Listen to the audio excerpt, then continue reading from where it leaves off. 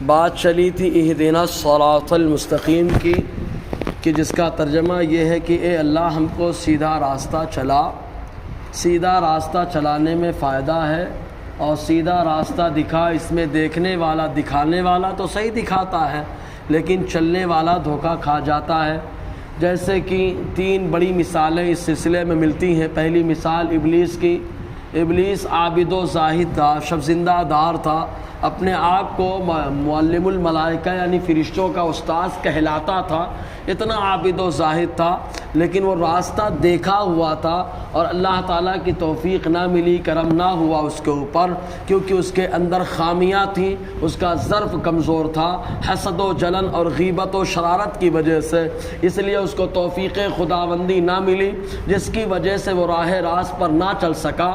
دیکھا بھالا تھا، سمجھا بوجھا تھا، پھر بھی دھوکہ کھا گیا۔ اور ایسے ہی دوسری مثال بلعم باورا کی دی جاتی ہے کہ بلعم باورا حضرت موسیٰ علیہ السلام کے زمانے میں یہ وہ شخص تھا جس کو اسم اعظم یاد تھا، اللہ تعالیٰ کا وہ نام جس کے نام سے دعائیں قبول ہوتی ہیں، تو وہ نام اس کو یاد تھا۔ یہودیوں نے اس کو ورغلایا اور خوب لالچ دلائی اور کہا کہ تو حضرت موسیٰ علیہ السلام کے خلاف اگر دعا کر تو ہم تم کو خوب نوازیں گے۔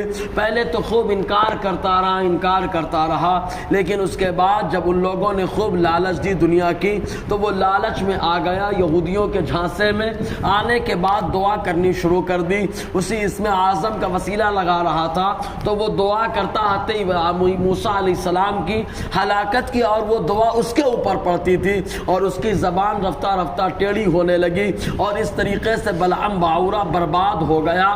تو وہ راہ راست دیکھا ہوا تھا، اس کو معلوم تھا کہ سیدھا راستہ کیا ہے، پھر بھی وہ سیدھے راستے پہ نہ چل سکا، کیونکہ اس کا ظرف کمزور تھا، کم نصیب تھا، اللہ تبارک و تعالیٰ کی توفیق حاصل نہ کر سکا، تو راہ راست پر نہ چل سکا، بھٹک گیا۔ اور اس کے بعد تیسرا شخص برسیسا کا ہے۔ یہ برسیسا کا بھی ذکر قرآن میں ملتا ہے۔ چنانچہ اتنا متقی پرہیزگار تھا، عابد شب زندہ دار تھا کہ علاقے میں اس کی عبادت اور زہد و ورع کا ذکر ہوا کرتا تھا۔ چنانچہ یہ اپنی خانقاہ میں عبادت کیا کرتا تھا۔ یا خود شیطان اور ابلیس کو جو ہے اس کی فکر لاحق تھی کہ یہ اللہ کا اتنا متقی پرہیزگار کیسے ہے، مقبول بارگاہ خداوندی کیسے ہے، لہٰذا اس کو دور کر دیا جائے۔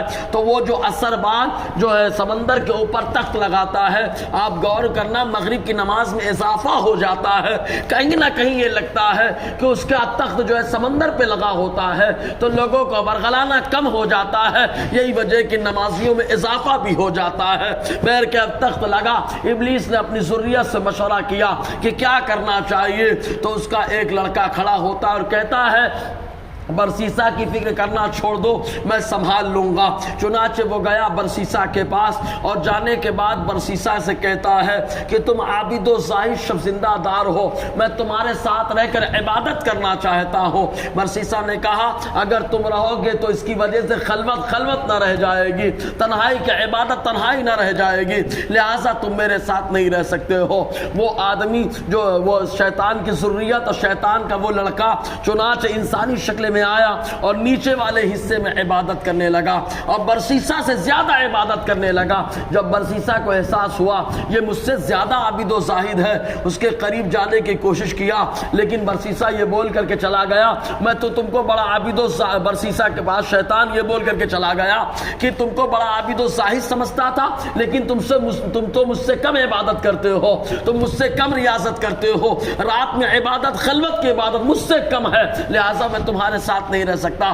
برسیسا کو افسوس ہوا کہ میں اس سے کم عبادت کرتا۔ اس کے بعد 3 بھائی رہتے تھے، اور ان کی اکلوتی بہن تھی، شیطان کا وہ لڑکا جا کے اس کی بہن کے اوپر حملہ کر دیا اور پریشان کیا، اور بھائیوں کے دماغ میں بات ڈالی یا انسان کی شکل میں کہ جاؤ اس عابد و زاہد کے پاس، وہاں پر اپنی بہن کو ڈال دو، وہ عبادت کر لے، وہ عبادت گزار دم کر دے گا، اچھی ہو جائے گی۔ لہٰذا تینوں بھائی پہنچے تو وہاں برسیسا نے جو ہے رکھنے سے انکار کر دیا، تو تینوں نے نیچے تل گھر میں ڈال ڈال کر کے جو تینوں چلے گئے۔ چنانچہ برسیسا خلوت میں رہ رہا تھا، لیکن ایک عورت کی وجہ سے اس کی عبادت کیسی تباہ اور برباد ہونے لگی۔ چنانچہ عورت کو دیکھا، اس کے اندر خواہش پیدا ہوئی اور اس کے ساتھ بدکاریاں شروع کر دیا، اور بدکاریاں کرتے کرتے کرتے کرتے وہ خاتون جب امید سے ہو گئی، اس کا گلا دبا کر کے اس کو مار ڈالا اور اس کو دفنا دیا، اور اس کے بعد جو ہے دفنا دیا، آ کے عبادت کرنے لگا۔ وہی شیطان کی ذریت اور وہی شیطان کا لڑکا تینوں بھائیوں سے جا کے بتایا، برسیسا نے تمہاری بہن کے ساتھ ایسا ایسا کیا،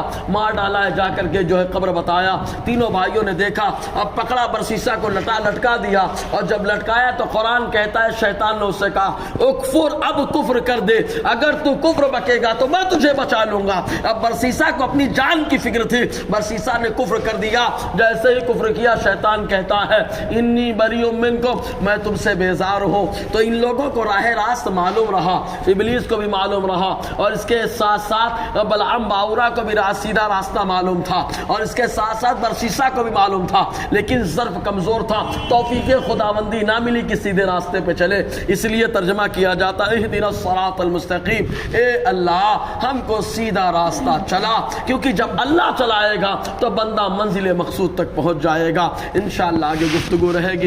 اللہ تعالی ہم سب کو فیضان قرآن، برکات قرآن سے مالا مال فرمائے۔